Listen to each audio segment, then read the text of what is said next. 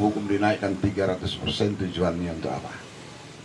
Dia sudah tahu persis dia bahwa persoalan kita dari dulu sampai sekarang itu kalau nggak diputus kita akan tetap amburadul. Di mana? Itulah di persoalan yang jaminan kesejahteraan aparatur negara yang dipres habis, dibikin pas-pasan, sementara dibuka ruang di sana untuk mencuri, itu alias korupsi, penyalahgunaan jabatan. Ya bagaimana kalau kata sampai sekarang ini kalau kita mau jujur panggil itu orang-orang ya katakan yang sudah golongan 2 lah ya, golongan 2, golongan 3, golongan 2, panggil dia, tanya berapa penghasilan, berapa gaji kamu, pendapatan kamu 1 bulan. Kalau punya anak 2, 3, apa mungkin dia dengan hasilnya? Tanya itu siapapun sekarang ini, mampu nggak dia beli rumah, mampu nggak dia beli mobil? Ini jujur aja. Inilah masalah kita. Artinya tetap ruang itu selalu terbuka, penyalahgunaan jabatan alias korupsi. Ini yang mau tutup sama Gus Dur. Kalau dinaikkan gaji itu 200%, berarti kalau gajinya sekarang 10 juta, berarti 30 juta.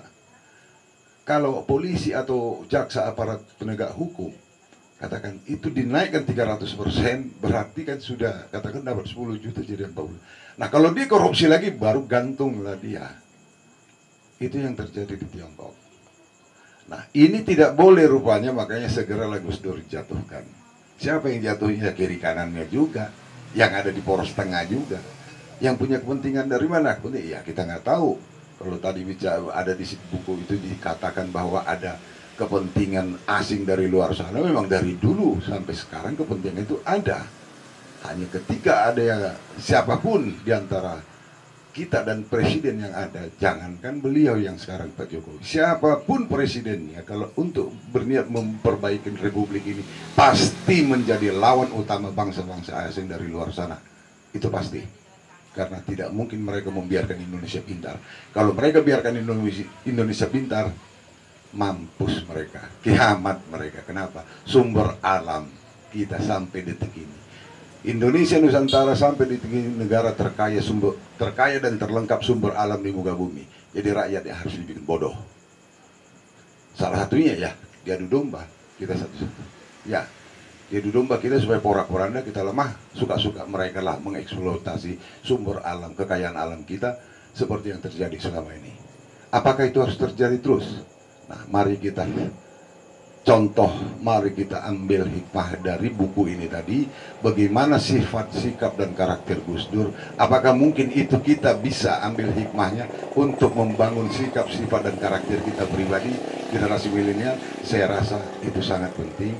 Ya, silakan membaca bukunya supaya mendapatkan informasi-informasi pencerahan, penyegaran yang jauh lebih baiklah untuk menyongsong masa depan Republik ini ke depan. Karena ini sudah momentumnya, generasi muda harus bangkit. Karena hanya kalian yang bisa merubah sistem yang amburadul, yang bobrok selama ini. Hanya generasi milenial. Terima kasih, itu pesan saya. Dan saya harapkan itu juga pesan almarhum Gus Dur, ya, arwah beliau. Terima kasih, Horas.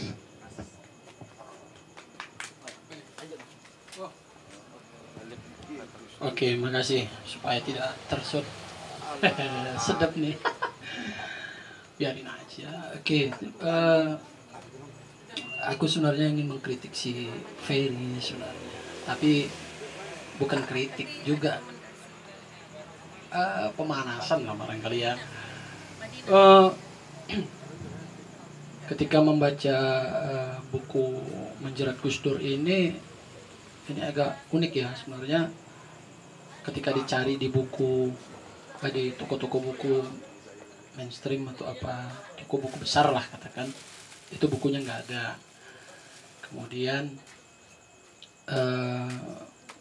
akses untuk bisa membaca buku ini pun juga memang kau manda. Aku sudah lari dari kamera, kau kejar lagi. Gawat kali kau. Jadi jujur aku belum tuntas membacanya, tetapi ada catatan sedikit. Buku ini tidak banyak membahas persoalan bagaimana penumbangan itu kan gitu, pemakzulan Gus Dur, justru dia flashback bicara soal Orde Baru, kemudian persoalan-persoalan di elit-elit birokrasi ya, kemudian di ketentaraan, sehingga ada istilah ABG, ABRI, birokrasi dan Golkar gitu. Bahkan di situ cerita tentang Harmoko yang seolah-olah atau seakan-akan terzolimi gitu kan. Bahasanya kan begitu. Karena Harmoko ini diserang di sana sini. Dialah penyebab mundurnya Soeharto, kan begitu. Tanpa harus melihat bagaimana proses yang seutuhnya gitu. Karena Harmoko yang mendesak-desak. Waktu itu kan Harmoko sebagai ketua MPR kalau tak silap saya. Nah, tetapi ketika membicarakan Gus Dur menjadi hal yang sangat menarik. Kenapa buku ini tidak begitu booming? Katakanlah booming, apalagi di Sumatera. Ya, andai kata pun Gus Dur mendengar dan masih hidup, pasti dia akan bilang gitu aja kok repot. Nggak kalian bahas juga nggak ada masalah, gitu aja kok repot kan gitu kan. Artinya nggak booming buku ini juga nggak repot kok Gus Dur. Sehingga ada catatan yang barangkali aku ingin menintertekstualkannya dengan buku Membaca Sejarah Nusantara. Jadi ketika Gus Dur dilengserkan lah ya, ketika Gus Dur tidak jadi presiden lagi, dia nyantai kok. Bahkan dia membuat tulisan-tulisan esai yang asik gitu. Itu ya yang dikumpulkan menjadi Membaca Sejarah Nusantara. Pengantarnya adalah Gus Mus, diterbitkan oleh Elkes. Di situ aku sampai melihat bagaimana keunikan Gus Dur itu, menyimak keunikan dia itu, sehingga kalau dikaitkan dengan buku Menjerat Gus Dur ini kan seolah-olah ingin mengatakan sangat Gus Dur terzolimi betul begitu kan, sehingga harus ada gerakan untuk bagaimana membalikkan itu gitu. Tapi Gus Dur ternyata nyantai. Gus Dur biasa-biasa aja kok.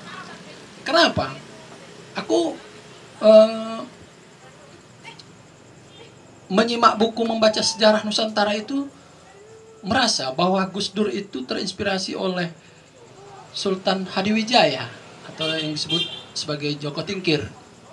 Bagaimana di situ ada filosofi jangan menjadi budak kekuasaan.